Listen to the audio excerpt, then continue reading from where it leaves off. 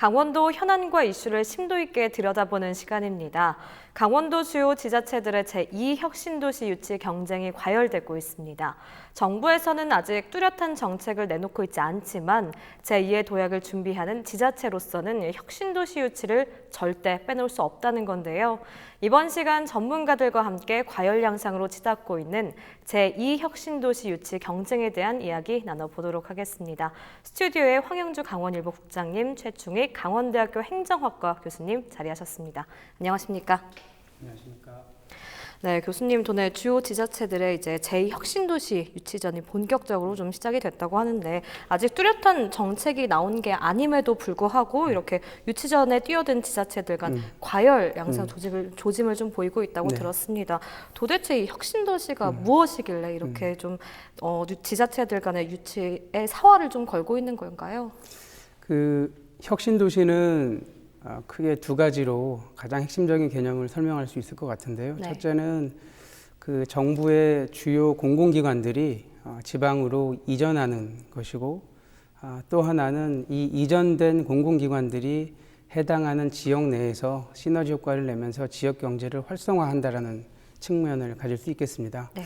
제일 먼저 말씀드렸다시피 중앙에 있는 공공기관들이 지방으로 가면서 수도권에 지나치게 과밀되어 있던 그 기능들이 지방으로 이렇게 분산되면서 수도권의 과밀 억제 효과를 얻을 수 있다는 것이 가장 큰 정책의 목적이 될 수 있을 것 같고요. 또 다른 두 번째 목적은 지역 균형 활성화, 지역 균형 발전 측면에서 사실 기존의 어떤 중앙의 공공기관의 어떤 기능들이 부족한 상황에 있다가 공공기관이 이전함으로써 새로운 기능을 수혈받음으로써 어떤 그 지방에서는 새로운 어떤 활력소가 되는 기능들을 받을 수 있다는 그런 장점이 있을 수 있겠습니다. 네.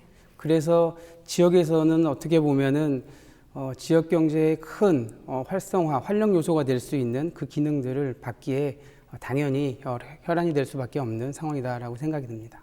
네, 교수님께서 이렇게 지자체 혁신도시의 유치의 의미에 대해서 좀 말씀을 해주셨는데 원주와 강릉, 춘천, 평창, 홍천에 이어서 횡성까지 혁신도시 유치의 경쟁의 무대에 올랐는데요. 이렇다면 이들 지자체가 제2혁신도시 유치에 도전장을 내민 좀 근거가 있다면 어떤 것들이 있을까요, 국장님?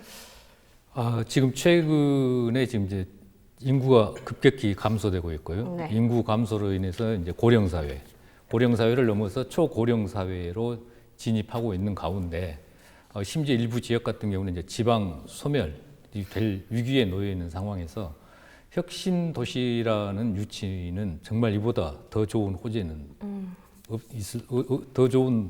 없다고 보고 있습니다. 그래서 이제 각 지역에서 지금 이제 사활을 걸고 아직까지 구체적으로 내민 안은 없지만은 물밑에서 사활을 걸고 지금 움직이고 있는데 강릉 같은 경우는 이제 그동안 이제 강릉시장 그리고 시의회 또 강릉 원주대 이렇게 이 세 주체가 협업을 통해서 어떤 그 해양 전문 기관들, 해양관리공단 이런 부분들을 구체적으로 이제 거론을 하면서 유치전에 뛰어들었고요. 네. 또 춘천 같은 경우도 이제 그 민주당을 위주로 소속 도의원, 시의원들을 위주로 그 혁신도시 시즌2를 유치하기 위한 범시민 대책위원회를 제안을 했습니다. 네. 또 이제 춘천은 이제 의료나 의학, 바이오 이런 산업들을 유치하기 위해서 노력을 하고 있고요. 또 원주는 이제 기존의 혁신 도시의 시너지 효과를 높이기 위해서 또 기존 혁신 도시가 완전체로 거듭나기 위해서는 추가 혁신 도시가 반드시 필요하다고 보고 여기에 당연히 이제 사활을 걸고 있는 상황이고요. 평창도 이제 평창 올림픽 개최 그리고 산림 수도 선언 이런 것들을 기반으로 해서 이번 시즌 2에 뛰어들었고 네. 또 횡성도 이제 원주시의 혁신 도시와 연계한 또 다른 시너지 효과를 노리기 위해서 유리한 여건에 놓여 있다. 또 KTX도 관통이 되고요. 네. 그런 면에서 횡성도 뛰어들었고 또 홍천 같은 경우도 이제 강원도의 중심 그리고 T자형 철도 교통 구축망이 구축이 되면은 앞으로 물류 중심지가 될 수 있다는 그런 차원에서 홍천도 뛰어들어서 지금 혁신도시 시즌 2가 지금 접입 가경으로 이제 전개될 양상이 지금 전개되고 있습니다. 네, 국장님께서 각 지자체별 유치의 경쟁의 근거에 대해서 좀 말씀을 해주셨는데요. 뭐 이미 혁신도시를 유치한 경험이 있는 원주나 뭐 아픔이 있는 강릉, 동계올림픽이라는 특수를 노렸던 뭐 평창과는 달리 사실 뭐 홍천이나 횡성은 좀 의외라는 생각이 좀 들곤 하거든요. 두 분이 보시기에는 제2혁신도시 유치 경쟁 좀 어디가 유리하다고 보십니까? 먼저 교수님부터 말씀해 주실까요? 네, 이 제2혁신도시 그 유치는 굉장히 좀 어떻게 보면 좀 민감한 사항이기도 한데요. 일전에 한번 그 혁신도시가 정책이 추진이 되었었기 때문에 지방자치단체 입장에서는 너도 나도 유치하고 싶은 마음이 굉장히 굴뚝 같은 상황이고 너무나 많은 지자체들이 원하다 보니까 중앙정부 입장에서는 어느 지역에다가 제2혁신도시를 유치할지에 대한 고민이 클 수밖에 없는 상황입니다. 특히 강원도 같은 경우에 있어서는 가장 인구가 많은 도시가 30만 원 조금 넘는 그런 상황이고 나머지 18개 시군도 모두 인구 자체가 많지 않은 상황이기 때문에 이 중앙정부의 공공기관 이전에 대해서 어느 지역보다도 더 민감하게 또 각축전을 펼 수밖에 없는 상황이다라고 생각이 듭니다. 네. 두 가지 그 측면에서 설명드릴 수 있을 것 같은데요. 기준을 어디에 두느냐에 따라 가지고 유리할 수 있는 지역들이 바뀔 수 있을 것 같습니다. 첫째, 형평성의 기준으로 본다면은 과거에 수혜를 받았던 지역들은 어떻게 보면 배제가 될 수 있는 가능성이 많이 있고요. 네. 상대적으로 좀 열악한 환경과 지역 경제 규모를 가지고 있는 지자체들이 조금 더 유리할 수 있다라는 생각이 듭니다. 예를 들면은 춘천과 원주와 강릉은 강원도 내에서 상대적으로 형편이 나은 지역이기 때문에 상대적으로 형평성 측면에서는 불리할 수가 있을 것이고 또 이외의 횡성이나 홍천, 평창 지역들은 이와 같은 기준 측면에서 보면 조금 더 유리할 수 있다 생각이 들고요. 또 하나 이제 효율성 측면에서 보면은 사실은 어떻게 보면은 과거에 혁신도시를 한번 유치했던 사례가 있었던 원주가 가장 유리할 수 있고요.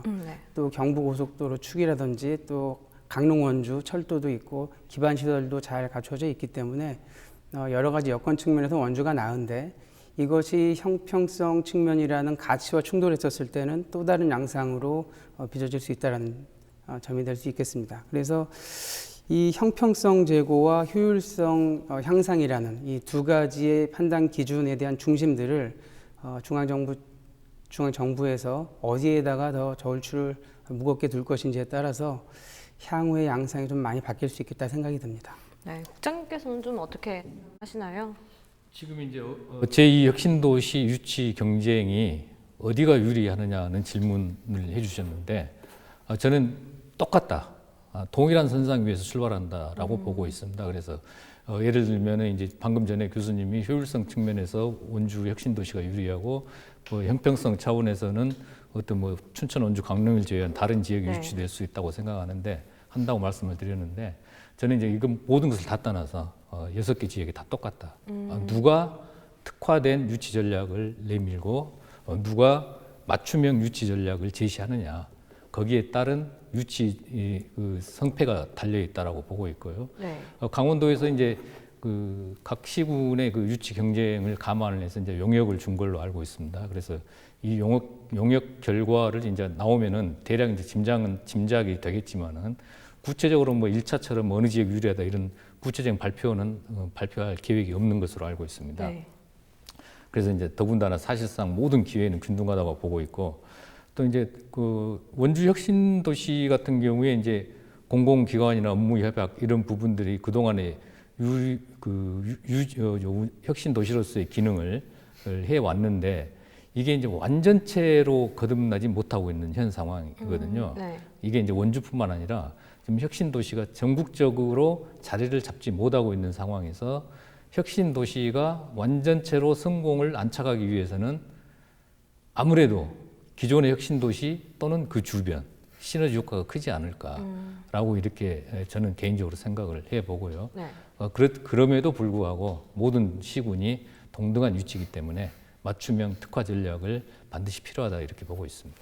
네. 국장님께서는 이제 뭐 맞춤형 특화 전략이라고 말씀해 주셨고 교수님께서는 뭐 효율성이나 형평성 측면에서 말씀을 해 주셨는데요. 이번 유치 경쟁에 뛰어든 이제 지자체 모두가 혁신도시 유치로 인해서 뭐 침체된 지역 경기를 살리고 뭐 지자체 뭐 신성장 동력이 될 거라고 이렇게 얘기를 하고 있다고 해요. 이 말에 대해서 어느 정도 얼마만큼 좀 공감을 하시나요, 교수님? 이 사실은 혁신 도시에 대한 그 효과를 측정하는 데 있어서는 좀 다양한 시각을 검토해 볼 필요가 있을 것 같은데요. 먼저 사실 중앙의 국민 경제 전체적인 입장에서 이 효과를 봐보면 상당한 비효율성을 내포할 수도 있습니다. 왜냐하면 중앙에서 근무하고 있던 근무자들의 대부분이 또 지방에 내려가서 또 원거리 출퇴근을 하는 경우도 상당히 많고 네. 그 현지에서 적응하면서 뿌리 내리면서 사는 사람들이 많지가 않기 때문에 이 혁신 도시가 제대로 뿌리 내리고 또 지역에 토착화되면서 또 정리되기까지는 상당한 시간이 소요가 될 것 같다. 그에 따르는 여러 가지 비효율의 문제가 중앙의 입장에서는 분명히 존재할 수 있다라는 측면이고요. 네. 또 하나 지역의 입장에서 본다면은 또 반대로 굉장히 큰 활력소가 될 수 있다라는 것입니다. 사실은 뭐 그 지역에 수도권에 그 입지하고 있던 공공기관이 굉장히 큰 규모의 공공기관이 다시 들어선다라는 것은 그 지역에서 굉장히 큰 지역 경제 유발 효과가 있기 때문에 많은 사람들이 고용 유발 효과도 있고요. 네. 또 여러 가지 식당이라든지 서비스업이 활성화되는 여러 가지 지역 경제 활성화 효과가 있습니다. 이런 부분들이 사실은 굉장히 큰 부분이기 때문에 각 지자체에서 이 지금 유치 경쟁이 뛰어들고 있는 것인데요. 문제는 중앙의 입장에서 생각하고 있는 비효율성과 지역에서 생각하고 있는 어떤 그 지역 경제 활성화 효과가 둘 중에 어느 것이 더 크느냐. 이 부분들이 지금 혁신도시의 효과에서 혁신도시의 효과를 판단하는 데 있어서 가장 중요한 쟁점이 될 것 같다 생각이 듭니다. 그래서 향후에 지금 제2 혁신도시에 대한 어떤 그 입지 기준을 마련을 할 때 보다 혁신도시가 국가 전체 또는 지역에 미치는 효과를 좀 더 극대화하고 좀 더 장점을 좀 더 크게 만드는 방향으로 진행이 될 필요가 있다 생각이 듭니다.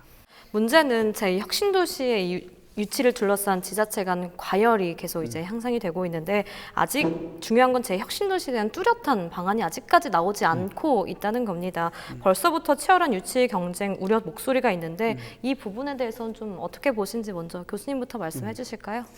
이 사실 아직 그 입지 선정 원칙이나 지침이 나오지 않은 상황에서 지방자치단체에서 이제 너도 나도 내가 먼저 유리한 위치를 선점을 해보겠다라고 이제 하면서 어떻게 보면 좀 이렇게 과열된 양상을 지금 보이고 있는 것 같은데요. 제일 중요한 건 그런 것 같습니다. 이게 사실 어느 지방자치단체가 먼저 선점을 해서 이게 뭐 선정에 결정적인 영향을 미친다는 것보다는 어떻게 보면 지방자치단체 간의 협력, 이제는 어떻게 보면 그 중앙 그 정부와의 어떤 협력들 이런 부분들을 조금 협력적인 요소들을 많이 발견하고 개발하고 또 지자체가 가지고 있는 여러 가지 그 고유한 자원들을 잘 개발을 해서 이 컨텐츠를 많이 마련을 해놓고 그 입지 선정 위치에 따라서 그 경쟁을 하는 것이 가장 좋을 것 같다는 생각이 들고요. 네. 지금 이와 같이 과열된 양상에서는 그 제일 중요한 부분이 어떻게 중심을 잡고 준비를 하느냐인 것 같습니다. 결국에는 그 입지 선정 그 원칙도 해당하는 지방자치단체의 고유한 자원과 그다음에 역량들이 있어야 결국에는 최종의 입지 선정으로 이어질 수 있기 때문에 이런 부분들을 감안했었을 때는 어떻게 보면은 그 해당 지자체의 역량이 무엇인지 다시 한번 곱씹어보고 어떻게 이 부분들을 갖다가 그 시너지 효과를 내서 이 혁신도시와 연결시켜서 발전시킬 것인지에 대한 비전과 또 향후의 어떤 계획들을 내놓는 것이 가장 중요한 또 안건이 되지 않을까 생각이 듭니다. 네, 교수님께서 이제 해당 지자체 뭐 역량 비전에 대해서 좀 중요하지 않나라고 짚어주셨는데 국장님은 좀 이 부분에 대해서 어떻게 생각하시나요? 근데 아직 이제 정부 계획도 나오지 않은 확정되지 않은 상태에서 벌써 어느 지역이 어느 그 혁신 도시를 유치할 것인가 말한다는 게 좀 넌센스인데 네. 앞으로 그 제2 혁신 도시의 입지를 위해서는 좀 보다 그 남다른 노력이 필요하다. 조금 전에 말씀했다시피 어떤 특화된 맞춤형 전략이 필요하고 무엇보다도 저는 이제 정주 여건 개선을 위해서 좀 노력을 해야 되겠다. 정주 여건 개선이라는 게 뭐 교육시설, 그다음 체육관, 또 공공 수영장, 도서관 이런 부분 우선 지금 기존의 혁신도시를 보면은 상가 위주거든요. 상가 개발 위주고 지나친 상가 개발로 인해서 공실도 많은 거고요. 그래서 앞으로 그 혁신도시 유치하는 도시들은 그런 정주 여건 개선에 대한 초점을 맞춰서 전략을 세운다면은 기존의 1차 혁신도시 선정에 우를 범하지 않는다는 생각을 하고 있고요. 그런 부분에서 지방자치단체들이 초점을 맞추고 준비한다면은 어느 지역이든지 횡성, 홍천, 뭐 원주하고 경쟁력 충분히 있다고 보고 있습니다. 네, 국장님께서 이제 뭐 정주 여건 개선의 네. 중요성을 좀 짚어주셨는데 어찌됐든 뭐 이제 재혁신도시 유치를 둘러싼 경쟁은 이미 좀 시작이 됐고 뭐 도전장을 내민 6개 지자체에서는 유치에 지금 사활을 걸고 있는 상황인 거잖아요. 유치 전에 띄어진 이제 지자체 남은 숙제가 있다면 어떤 것들이 있을지 먼저 교수님부터 말씀해 주실까요? 그 혁신도시 유치 경쟁에서 가장 유리한 거는 제 생각에는 이거라고 생각합니다. 지금 대부분의 그 유치 경쟁에 뛰어든 지방자치단체들의 가장 큰 생각은 혁신도시 유치가 되지 않으면 우리는 망할 수밖에 없다라는 생각을 하고 있는데 역으로 접근할 필요가 있지 않나 생각합니다. 네. 혁신도시가 없어도 내생적으로 잘 살 수 있고 또 그 경쟁력을 갖출 수 있는 노력을 자체 내에서 했었을 때 혁신도시라는 또 다른 상급이 주어질 수 있을 거다라는 생각이 들고요. 사실 혁신도시가 모든 것을 해결해 줄 수 있는 만병통치약처럼 뭐 제도적인 어떤 그 스케일을 가지고 지원이 되는 것이 굉장히 위험할 수 있다라는 생각이 들고요. 네. 지방자치단체는 어떤 중앙정부가 주는 어떤 그 정책의 수혜를 통해서 발전하는 것이 아니라 자체적인 지속적인 노력에 의해서 지역 자체가 가지고 있는 여러 가지 자원과 또 여러 가지 특징들을 활용을 해서 스스로의 발전 방안을 모색을 하고 또 계획하고 도모해 나가는 것이 가장 중요할 수 있다는 생각이 들고요. 이러한 노력들이 중앙정부나 또 외부의 모습에 비춰졌을 때 가장 큰 또 입지 장점을 또 부각시킬 수 있지 않나 생각이 듭니다. 네, 국장님께서는 남은 과제에 대해서 좀 어떻게 생각을 하시나요? 현재 혁신도시 1차 혁신도시가 성공하지 가장 못한 이유 중에 하나가 제가 조금 전에 말씀드렸던 정주 여건 개선이었거든요. 근데 정주 여건 개선이라는 게 현실적으로 아무리 좋은 시설을 해놓는다고 해도 지금 서로 이 혁신도시에 근무하는 부분들이 그 기존에 서울에서 맞벌이 부부들이 있을 거고 또 기존에 중고등학교 다니는 학생들이 있을 거고 원주로 다 이사 올 수 없는 게 구조적으로 되어 있습니다. 이것은 시간이 해결해 줘야 되고 여기서부터 신혼 생활을 원주에서 시작하는 그 시점부터 이제 새롭게 시작을 해야 된다는 거죠. 그런 의미의 정주 여건 개선을 혁신도시 유치에 뜨든 시군 준비를 해야 되고요. 그리고 이제 그 무엇보다도 상가시설, 조금 전에 말씀드렸다시피 상가시설의 과도한 공급, 이 부분을 절제해서 문화시설, 체육시설, 도서관시설, 실질적으로 필요한 그렇죠. 부분. 그런 시설들을 주로 많이 좀 시설을 설치를 한다고 한다면은 지역 맞춤형 특화 전략과 맞물린다면은 충분한 시너지 효과를 거둘 수 있다. 그리고 어느 지역이든지 혁신도시 시즌2를 유치할 수 있다라는 자신감을 가지고 준비를 해줬으면 좋겠습니다. 네, 여기까지 듣도록 하겠습니다. 네, 지금까지 황영주 강원일보 국장님과 최충익 강원대학교 행정학과 교수님과 이야기 나눠봤습니다. 오늘 말씀 감사합니다.